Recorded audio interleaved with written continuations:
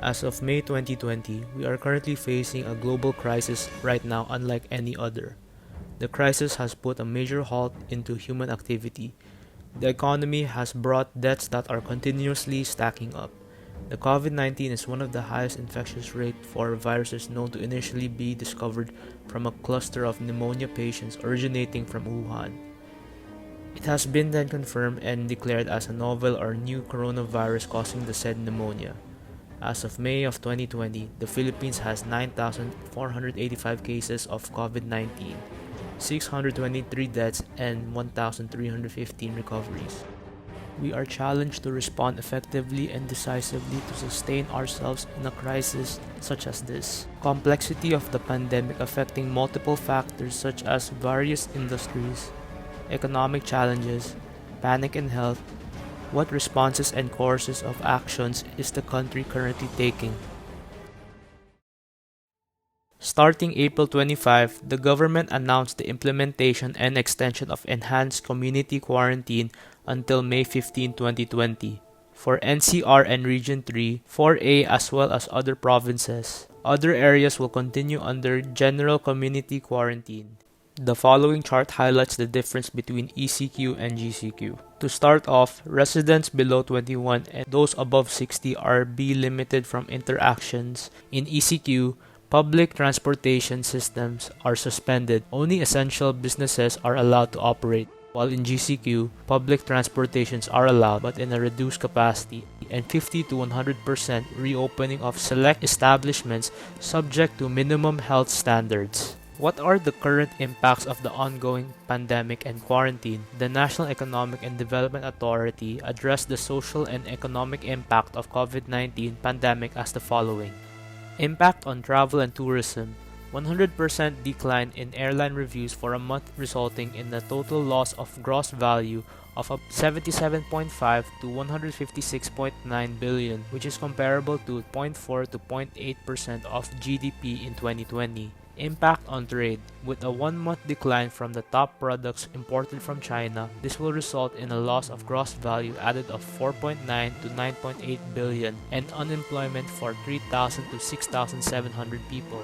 Impact on remittance. In the case that 30% of OFWs, estimated to be at about 100,000 employees in the tourism department, lose their jobs, this will cause a loss of gross value added of 3.9 to 8.5 billion. Impact on consumption.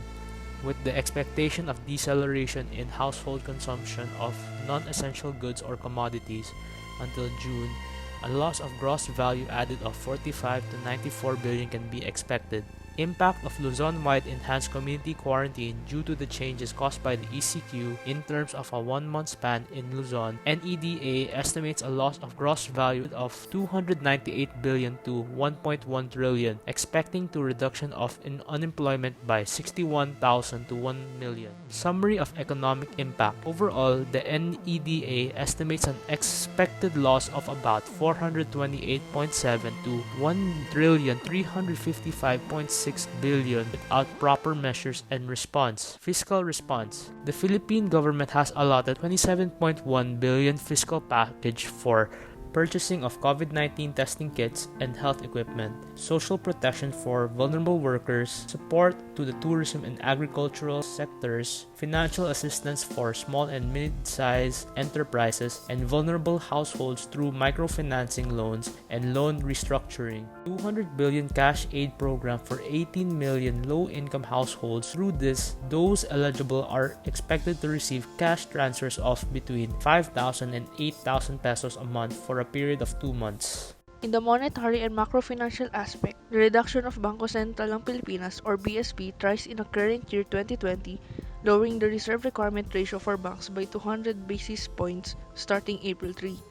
The BSP has also stated plans to purchase 300 billion pesos worth of government securities for the sake of supporting current programs to combat COVID-19. The BSP has also announced regulatory relief measures for the banking sector to encourage banks to provide financial relief to borrowers and reduce financial burden for micro, small, and medium-sized enterprises. In addition to this, The BSP plans to give loans to MSMEs as it will be counted as part of the bank's compliance in regards to reserve requirements. National Contingency Plan. The Interagency Task Force on Emerging Infectious Diseases, or the IATF-EID, led by the Department of Health, was deployed to serve as the advisory body to the President on the actions related to COVID-19.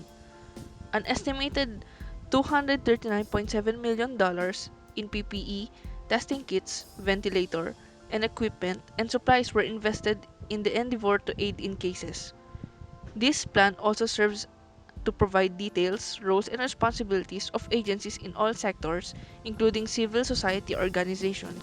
Declaration of National Emergency. The DOH raised alert systems to Code Red Sub-Level 1, with the President formally declaring a nationwide health emergency on March 9. A few days later, the government raised the COVID-19 alert system to its highest level of Code Red Sub-Level 2, resulting in a community quarantine until April 14 in the NCR.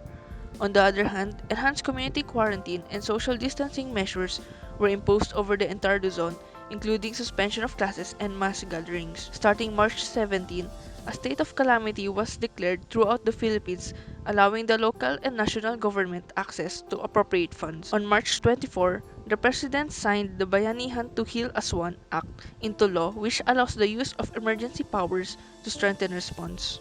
The Bangsamoro Peace Process in BARMM and a one-month ceasefire was declared by the government and the CPP, NPA, and DPF to help access for at-risk communities such as Mindanao and BARMM, characterized by an extremely weak health system. The Humanitarian Country Response Team was formed on March 10 with WHO, OCHA, and UNICEF planning meetings along with donors, the World Bank, and other groups and sectors. They outlined the need to support the national and local government units in terms of the following. Material requirements to strengthen and protect health workers were invested in through the provision of PPE, testing kits, ventilators, hospital bed tents, as well as established health field presence. This plan is also rooted in providing continuous support through provision of gender-responsive essential health services, especially to the most vulnerable. This also aims to strengthen hygiene intervention, water, and sanitation services. Risk communications in local language, including indigenous languages, to reach the vulnerable in urban poor settings, elderly, persons with disabilities, earthquake conflict affected families, the marginalized, hardest to reach communities. This also aims to give information and check for misleading information and transfer knowledge through training, information sharing, and practices for prevention of transmission. Food security. This aims to provide relief and cash or voucher-based assistance and protection of farmers and fishermen that are affected.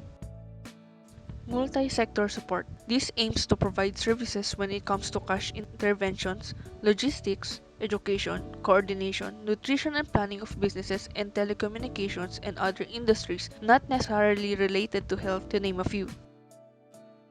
Protection.